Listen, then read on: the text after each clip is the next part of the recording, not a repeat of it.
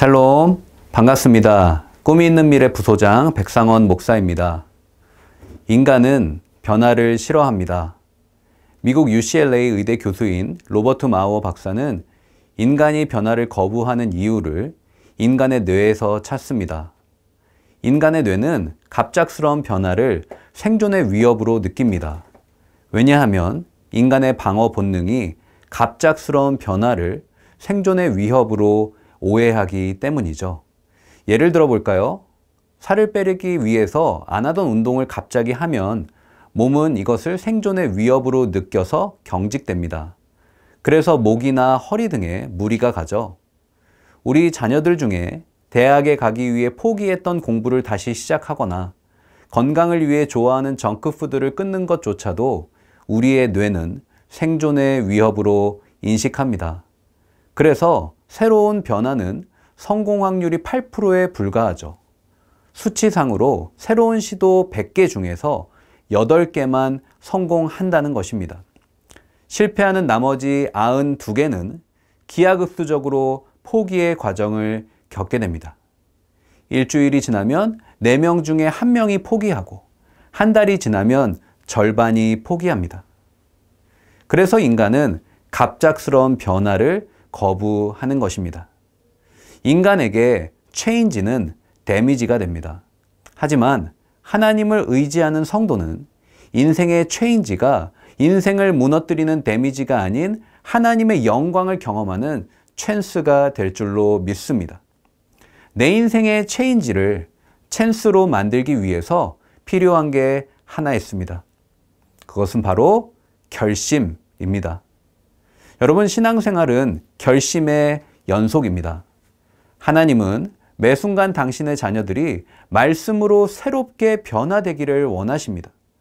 하지만 죄 가운데 태어난 인간은 본능적으로 하나님의 말씀을 거부합니다. 따라서 성도는 자신의 죄성을 부인하고 오직 하나님의 뜻에 순종하기로 결심해야 합니다. 그래서 결심을 이렇게 정의하고 싶습니다. 내 인생의 체인지를 찬스로 바꾸는 내 영혼의 스위치다 라고 말이죠. 하지만 작심삼일이라는 말처럼 결심은 결코 쉽지 않습니다.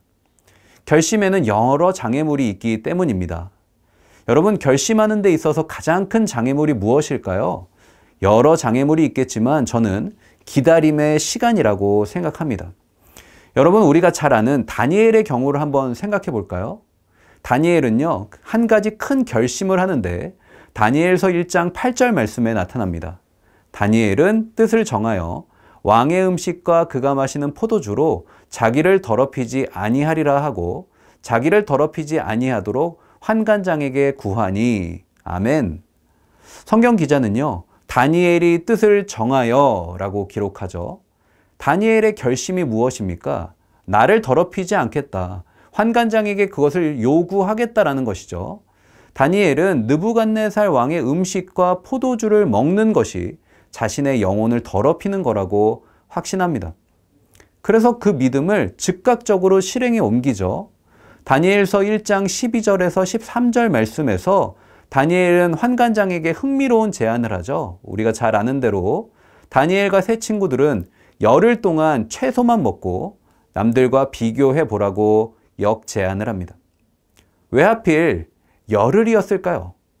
왜 일주일도 아니고 한 달도 아니고 굳이 열흘이었을까요? 이 부분이요, 너무 궁금해서 10일이라는 키워드로 인터넷 검색을 해봤습니다. 10일이라고 검색하니까요, 연간 검색어에 10일 다이어트가 뜨더라고요. 여러분, 10일 다이어트 아세요? 연예인들이 데뷔나 복귀가 임박해서 급히 살을 빼는 다이어트로 일명 연예인 다이어트라고 합니다. 의학 전문가들에 따르면 10일은 신체 변화가 확연하게 드러나기에 충분한 시간이라고 합니다. 그런데 다니엘이 제시한 10일이라는 시간은 중요한 두 가지 쟁점이 존재하고 있는 것을 보게 됩니다. 첫째로 10일이라는 시간의 길이에요. 여러분, 다니엘의 입장이 되어보세요. 제가 만약 다니엘이잖아요. 10일보다 더 많은 시간을 요구할 것 같습니다. 채식 위주의 식단에 몸이 충분히 적응하고 회복할 수 있도록 충분히 긴 시간이 타당해 보입니다. 아니면 정반대로 10일 미만의 굉장히 짧은 시간을 요구했을 것 같아요. 채식 위주의 식단이 일으킬 영양소의 이 불균형으로 인한 신체 변화를 최소한으로 줄일 수 있는 짧은 시간도 괜찮아 보입니다. 그런데 이 다니엘은요, 정확히 10일을 요구합니다. 10일은 신체의 변화가 확연히 드러나기에 충분히 객관적인 시간입니다. 10일은 상식적인 시간이죠.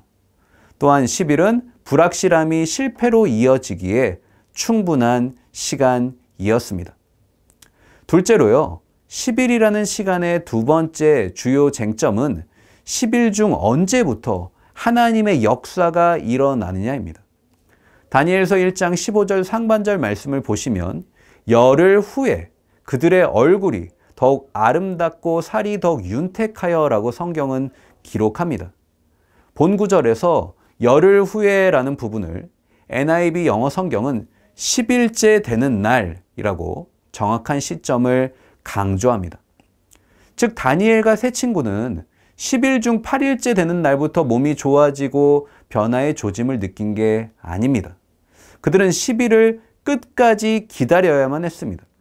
10일 이전에 그 어떠한 변화의 조짐도 일어나지 않았습니다. 만약 다니엘이 9일째가 되어서도 아무 변화가 없었을 때, 아니 오히려 몸이 더 안 좋아지고 기력이 쇠하여 10일을 다 채우지 못했다면 다니엘은 놀라운 기적의 주인공이 될 수 없었을 것입니다. 하나님은 과정을 준수하십니다. 다니엘은 하나님께서 허락하신 10일을 끝까지 기다려야만 했습니다. 다니엘은 10일이라는 기다림의 시간을 믿음으로 극복한 것입니다. 저와 여러분의 인생에도 다니엘의 10일이 존재합니다. 아무리 노력해도 해결되지 않는 내 인생의 목마름이 있고요. 내 힘으로 도저히 해결할 수 없는 인생의 결핍이 있습니다. 평생을 바쳐 일군 사업이 하루아침에 무너집니다. 시간이 지나도 회복될 기미가 보이지 않습니다. 건강이라면 누구보다 자신 있던 나에게 희귀병이 찾아옵니다. 열심히 병원 다니고 좋은 약 먹어도 아무리 노력해도 건강은 더 악화됩니다. 천년 만년 사랑할 것 같은 부부 사이가 사소한 문제로 틀어지기 시작합니다. 사소한 오해는 눈덩이처럼 불어나 불신과 증오가 됩니다. 남들은 취업이 어렵다 해도 사랑하는 우리 아들, 우리 딸은 직장 잘 구하고 잘 살 줄 알았는데 취직이 안 돼 걱정하고 있는 모습을 보고 있으면 마음이 무너집니다. 어려운 환경, 불평 한 번 안 하고 누구보다 열심히 살았습니다. 하지만 여전히 내 인생은 희망이라는 단어와는 거리가 멉니다. 우리 인생에는요, 누구나 해결되지 않은 목마름이 있습니다. 채워지지 않는 결핍이 있는 것이죠. 그런데 더 큰 문제는 이 고난의 시간이 언제 끝날지 모른다는 것이죠. 마치 처음과 끝이 하나로 연결된 메비우스의 띠처럼 우리는 그 끝을 도무지 알 수 없어요. 내 인생이 마치 꼬인 실타래처럼 얽혀 있어서 어디에서부터 어떻게 손을 대야 할지도 모르겠습니다. 금식도 하고 기도원에도 올라가고 하나님께 열심히 부르짖기도 합니다. 하지만 변함없는 내 인생의 큰 산 앞에서 우리는 또다시 좌절합니다. 그리고 우리의 입술에선 불평이 터져 나옵니다. 내가 여기까지 어떻게 버텨왔는데 어떻게 하나님은 나한테 이러실 수 있어? 왜 내 인생은 계속 기다려야만 하는 거야? 그래도 이쯤 되면 하나님도 응답하셔야 하는 거 아니야? 오랜 기다림에 지쳐 우리는 하나님께 실망하죠. 사랑하는 여러분, 우리는 내 인생의 시비를 반드시 극복해야 합니다. 중간에 포기하지 마세요. 믿음으로 견디세요. 견디는 게 능력입니다. 버티는 게 믿음입니다. 어제보다 오늘이 낫고 오늘보다 내일이 더 나을 거라고 믿음으로 선포하세요. 왜요? 우리 하나님이 저와 여러분을 위해 일하고 계시기 때문입니다. 이 기다림의 시간이 언제 끝날지는 모르나 한 가지 분명한 사실은 하나님은 선하시고 하나님은 나를 사랑하시고 하나님은 모든 걸 합력하여 선을 이루실 줄로 믿습니다.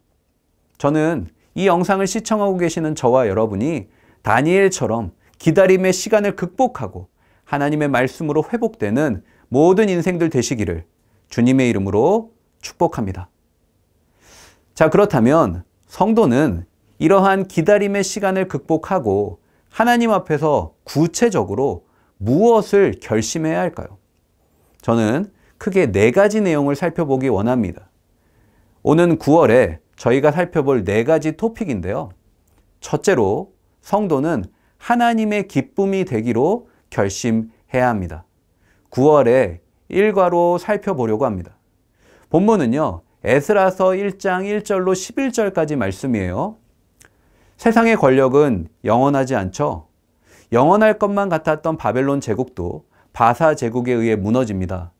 바사 제국의 고레스 왕은 식민지 백성들에 대해서 바벨론과는 전혀 다르게 접근합니다. 아수르나 바벨론은 피정복민들에게 강제 이주를 시켰고 그들의 자율성을 구속했습니다.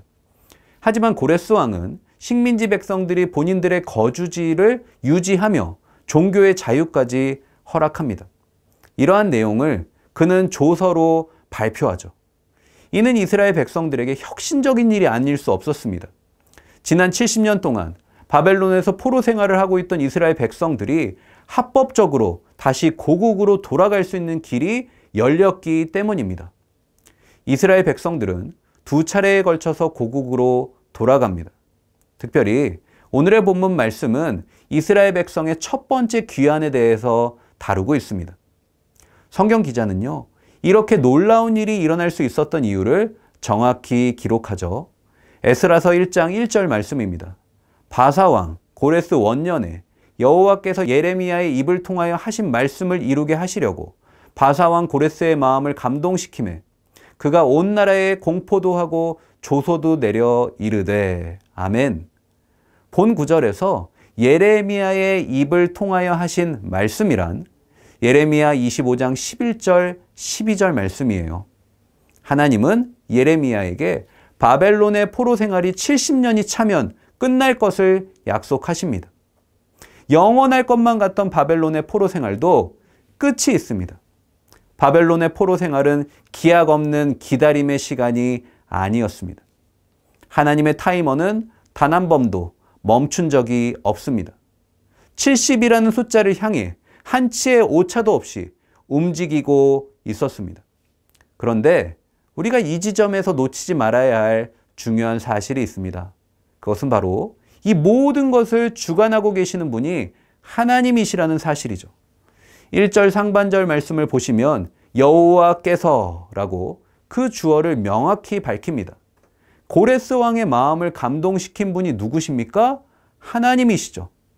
눈에 보이지 않는 하나님이 눈에 보이는 이 세상을 다스리고 계신 것입니다. 하나님의 놀라운 역사는 여기서 멈추지 않습니다. 에스라 1장 3절 말씀입니다. 이스라엘의 하나님은 참 신이시라. 너희 중에 그의 백성된 자는 다 유다 예루살렘으로 올라가서 이스라엘의 하나님 여호와의 성전을 건축하라. 그는 예루살렘에 계신 하나님이시라. 아멘. 이방 나라의 왕의 입술에서 믿을 수 없는 고백이 터져 나오죠. 하나님은 참 신이시라. 하나님은 참 신이시라. 할렐루야. 고레스 왕은요, 이스라엘 백성들에게 예루살렘에 돌아가서 성전을 건축하라고 합니다. 하나님은 이방 나라의 왕을 통해서 성전 건축의 위대한 사명을 이스라엘 백성에게 선포하신 것입니다. 이렇게 드라마틱한 상황 속에서 이스라엘 백성들은 어떤 반응을 보일까요? 5절 말씀입니다. 이에 유다와 베냐민 족장들과 제사장들과 레위 사람들과 그 마음이 하나님께 감동을 받고 올라가서 예루살렘에 여호와의 성전을 건축하고자 하는 자가 다 일어나니. 막상 뚜껑을 열어보니까 이스라엘 백성들의 반응은 시원찮습니다. 이스라엘의 12지파 중에 단 2지파, 유다와 베냐민 지파의 족장들만 반응을 합니다. 나머지 10지파, 전체의 80% 이상이 고레스 왕의 조서에 반응을 하지 않습니다. 도대체 왜 그랬을까요?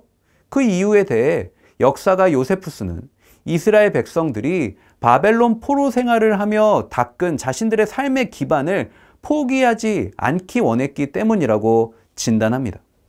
즉 이스라엘 백성의 80% 이상이 현실에 안주하기를 원했습니다. 그들에게 예루살렘은 하나님의 약속의 땅이 아니죠. 이제 그들에게 예루살렘은 한낱 황폐한 황무지에 불과합니다. 성도는 자신의 기쁨이 아닌 하나님의 기쁨을 위해 살아야 합니다. 성도는 자신의 이익보다 하나님의 마음을 헤아려야 합니다. 하나님은 그러한 사람을 기뻐하세요. 여러분은 삶의 기준이 무엇입니까? 나의 기쁨입니까? 아니면 하나님의 기쁨입니까? 하나님의 기쁨을 위해 살아갈 때 저와 여러분의 인생은 하나님의 영광이 가득한 성전을 짓는 인생이 될 줄로 믿으시기 바랍니다. 하나님의 기쁨이 되는 인생은 하나님이 채워주세요. 6절로 11절까지 말씀을 보시면 하나님의 감동으로 이방 백성들이 이스라엘 백성들에게 각종 예물을 내어줍니다. 심지어 고레스 왕은 느부갓네살이 예루살렘을 침략해 노략한 성전 그릇들까지 다 돌려줍니다. 식민지 포로였던 이스라엘 백성들이 황폐해진 성전을 어떻게 재건할 수 있습니까? 그들이 성전을 재건한들 어떻게 성전의 그릇들과 예물들을 예전처럼 준비할 수 있을까요? 불가능하죠. 하지만 인간의 불가능이 하나님의 기적의 재료가 됩니다. 하나님은 이방 사람들의 것들로 이스라엘 백성의 결핍을 채우십니다. 여기서 우리는 중요한 한 가지 인사이트를 발견합니다. 하나님의 기쁨이 되기로 결심하면 그 이유는 누가 책임지신다? 하나님이 책임지십니다. 나의 능력은 중요하지 않아요. 나의 많고 적음은 문제가 아닙니다. 나의 모습과 상관없이 하나님의 말씀에 순종하여 하나님의 기쁨이 되기로 결단하면 하나님이 나를 책임지실 줄로 믿습니다. 바라기는 하나님의 기쁨이 되기를 자원하여서 하나님이 책임지는 복된 인생 되시기를 축복합니다. 자, 둘째로 성도는요, 말씀에 순종하기로 결심해야 합니다. 이과의 본문은 에스라 7장 1절로 10절까지 말씀이에요. 본문 말씀은 이스라엘의 2차 예루살렘 귀환을 기록합니다. 1차 귀환 이후 58년의 시간이 흘러요. 그리고 2차 귀환이 시작됩니다. 여러분, 시간을 뜻하는 두 가지 헬라 단어가 있습니다. 크로노스와 카이로스. 이 두 단어는요, 뚜렷한 차이를 가져요. 우선 크로노스는 수평적인 시간이요, 직선적인 시간입니다. 아침이 되면 해가 뜨고 저녁이 되면 해가 지는 자연의 시간이 크로노스입니다. 따라서 인간이 이 세상에 태어나 나이가 들어 병들어 죽게 되는 생로병사의 시간이요, 우리 인생 전체의 시간이죠. 반면에 카이로스는 의식적이고 주관적인 시간입니다. 전체의 시간을 일순간에 바꾸는 초월적 시간이죠. 순간의 선택이 인생을 좌우하는 기회의 시간이며 결단의 시간입니다. 앞서 말씀드린 크로노스의 시간이 전체적인 시간의 거대한 흐름이면 카이로스의 시간은 그 전체의 흐름을 일순간에 변화시키는 찰나의 순간입니다. 이것은 우리의 신앙생활에 있어서도 마찬가지입니다. 우리가 하나님 앞에 어떠한 존재로 살아가느냐, 카이로스의 시간이 결정합니다. 하나님과 전혀 상관없이 일상에 파묻혀 살아가던 어리석은 인생이 하나님의 나라와 그의 백성들을 위해 쓰임받는 시간, 그 시간이 바로 내 인생의 카이로스입니다. 오늘의 본문 말씀은 에스라의 카이로스의 시간이죠. 에스라는 제2차 기한을 주도합니다. 에스라 7장 말씀 당시 바사 제국은 아닥사스다 왕이 통치합니다. 에스라는 아닥사스다 왕의 신임을 받았습니다. 또한 1절로 6절까지 말씀에서 성경 기자는 에스라가 백성의 리더가 되기에 충분한 자격이 있음을 강조합니다. 에스라는 이스라엘 백성의 리더로서 한 가지 중요한 결심을 합니다. 오늘의 본문 10절 말씀 보시면 에스라가 여호와의 율법을 연구하여 준행하며 율례와 규례를 이스라엘에게 가르치기로 결심하였었더라. 아멘. 에스라는 학자예요. 모세의 율법에 익숙합니다. 그런데 그에겐 한 가지 사명이 있습니다. 그것은 바로 하나님의 말씀을 연구하고 가르치는 것입니다. 그는 사명의 삶을 살아가기로 결심합니다. 사명은 우리 인생에 허락하신 하나님의 고유 명사입니다. 사명은 하나님의 약속으로 내 인생의 미래를 보는 것이죠. 사명은 하나님의 약속이 내 인생의 약속이 되는 것이요. 사명은 하나님의 마음이 나의 마음이 되는 것입니다. 사명은 하나님의 비전이 내 인생의 비전이 되는 것입니다. 그래서 사명의 사람은 인생의 조건에 매몰되지 않습니다. 사명의 사람은 인생의 문제를 딛고 일어납니다. 사명의 사람은 인생의 허들을 결국 뛰어넘습니다. 사랑하는 여러분, 어떠한 상황과 환경 속에서도 사명을 붙드시기를 축복합니다. 하나님이 내게 허락하신 사명에 순종하기로 결심하시기를 축복합니다. 셋째로, 성도는 회개하는 인생이 되기로 결심해야 합니다. 3과에서 다룰 내용인데요. 본문 말씀은 에스라 10장 1절로 17절까지 말씀입니다. 1절 말씀을 보시면 회개 기도하는 에스라를 집중 조명합니다. 에스라가 하나님의 성전 앞에 엎드려 울며 기도하여 죄를 자복할 때에 많은 백성이 크게 통곡하며 이스라엘 중에서 백성의 남녀와 어린아이의 큰 무리가 그 앞에 모인지라. 아멘. 하나님 앞에 간절히 회개 기도하는 에스라의 모습에 이스라엘 백성들의 잠든 신앙이 깨어납니다. 그리고 에스라의 회개 기도에 함께 동참합니다. 성경 기자는 회개 기도에 함께한 인원이 남녀와 어린아이까지 해서 큰 무리였다라고 표현합니다. 자, 그렇다면 에스라가 간절히 회개한 죄악은 무엇일까요? 에스라 9장에 그 내용이 잘 나타납니다. 이때 당시 이스라엘 자손 중에는 우상을 숭배하며 이방인과 혼인했던 사람들이 많았습니다. 하나님은 이런 이스라엘 백성의 행위를 죄라고 분명히 규정하십니다. 이처럼 에스라는 자신이 아닌 공동체의 죄악을 위하여서 기도한 것입니다. 여러분은 내가 아닌 남을 위해 기도하고 계십니까? 특별히 내가 속한 가정과 직장과 교회와 그리고 더 나아가 우리나라와 온 세계 열방을 품고 기도하고 계세요? 하나님은 저와 여러분의 기도의 지경이 넓어지길 원하십니다. 그리고 나의 죄악만이 아니라 공동체의 죄악을 품고 회개하기를 원하십니다. 그러할 때 나의 기도를 통해 주변에 잠든 영혼들이 깨어나는 것이죠. 나의 기도를 통해 내가 속한 공동체가 회복되는 것입니다.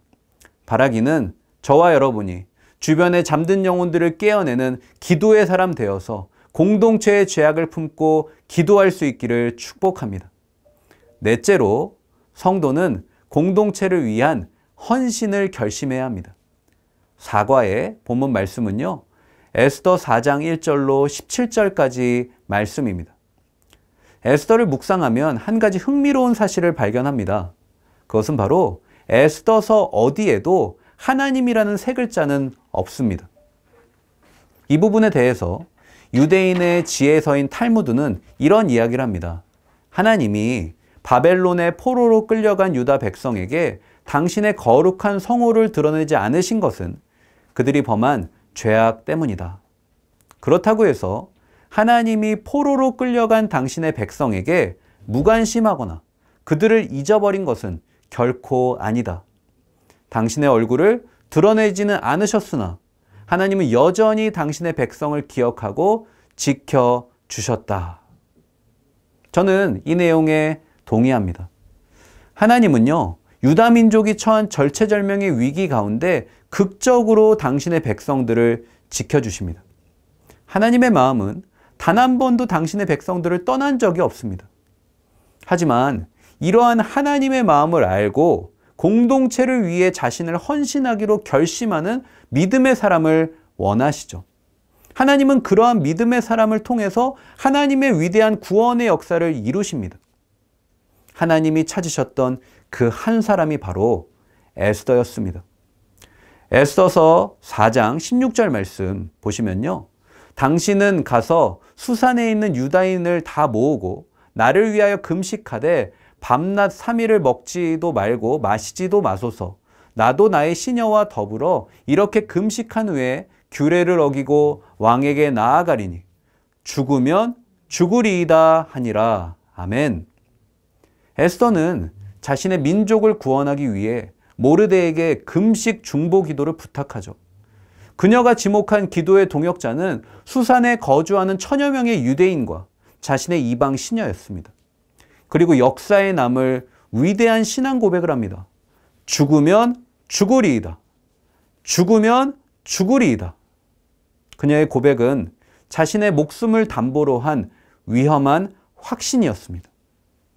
이때 당시 바사 제국에서는 왕의 호출을 받지 않고 왕에게 나아가면 지위 고하를 막론하고 사형에 처했습니다. 유명 심리학자 매슬로우는 인간의 욕구 5단계 이론을 제시합니다. 이 이론에 따르면 인간은 누구나 5가지 욕구를 가지고 태어납니다. 생리적 욕구, 안전 욕구, 사랑과 소속 욕구, 존경 욕구, 자아 실현의 욕구입니다. 인간은 이 5가지 욕구 중에 가장 기초적인 것부터 차례로 만족하려는 성향을 가집니다. 이 중 2번째 욕구는 안전 욕구입니다. 신체적, 감정적, 경제적 위험으로부터 보호받고 싶어 하는 욕구예요. 다른 말로 상해 회피 욕구입니다. 에스더의 선택은 그녀의 죽음과 직결됩니다. 죽음은 우리 인생의 한계선입니다. 더 이상 인간의 힘이 미치지 못하는 막다른 골목입니다. 다시는 되돌아올 수 없는 인생의 벼랑 끝이요, 낭떠러지입니다. 죽음은 인간의 한계입니다. 죽음 앞에 당당한 인간은 이 세상 어디에도 없어요. 다니엘 역시 마찬가지였겠죠. 다니엘은 왕의 진미를 거부하면 자신의 목숨까지 잃을 수 있다는 사실을 잘 알고 있었습니다. 분명 안전 욕구와 상해 회피 욕구가 마음에 일어났을 거예요. 어린 그에게 있어서 이것은 도저히 감당할 수 없는 무거운 짐이었습니다. 에스더도 마찬가지였습니다. 에스더도 안전 욕구와 상해 회피 욕구가 침해될 수 있는 절체절명의 위기 속에 있었습니다. 하지만 에스더 역시 놀랍게도 자신의 본능을 극복합니다. 공동체를 위해 헌신하기로 결심한 것입니다. 저와 여러분이 하나님의 말씀에 순종하기 위해서 극복해야 할 본능은 무엇입니까? 하나님의 말씀을 순종하는 데 있어서 나를 가장 힘들게 하는 본능은 무엇이죠? 우리는 예수님보다 나를 더 사랑합니다. 예수님보다 내 꿈이, 내 가정이, 내 자녀가 더 소중합니다. 예배 시간보다 쇼핑 시간이 더 즐겁습니다. 큐티 시간보다 여가 시간이 더 행복합니다. 예수님과 친밀하지만 내 인생의 성공이 우선입니다. 예수님께 열광하지만 내 인생의 타이틀이 더 중요합니다. 예수님은 나의 좋은 친구가 맞죠. 하지만 내 인생의 주인은 여전히 나 자신입니다. 오늘도 나를 찾아오시는 예수님께 여러분은 어떻게 반응하고 계십니까? 혹시 예수님을 문전박대하고 있지는 않습니까? 나를 향한 성령의 음성을 외면하고 있지 않습니까? 예수님, 제가 지금 좀 바쁘거든요. 제가 얼마나 바쁜지 알잖아요.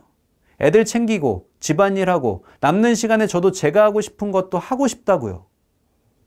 우리는 하나님보다 나를 더 사랑하는 본능에 지배받죠. 특별히 본능은 하나님의 사명을 강하게 대적합니다. 여러분, 본능과 사명은 비슷해 보여요. 하지만 그 대상과 그로 인한 결과는 천지차이입니다. 나를 위하면 본능이요, 하나님을 위하면 사명입니다. 본능에 집중할 때 우리는 예수님 때문에 당하는 고난을 도피하죠. 하지만 사명에 집중하면 우리는 예수님 때문에 고난을 돌파합니다. 저는 이 영상을 시청하는 저와 여러분이 본능을 극복하고 나보다 하나님을 더 사랑할 수 있기를 주님의 이름으로 간절히 축복합니다. 본능을 뛰어넘어 하나님의 사명에 순종하십시오. 그러할 때 하나님의 말씀으로 내가 속한 공동체가 회복되는 놀라운 역사가 일어나게 될 줄로 믿습니다. 부디 이러한 삶을 소망하며 이번 9월에 하나님 앞에서 결심하는 참된 성도님들 되시기를 주님의 이름으로 간절히 축복합니다. 감사합니다.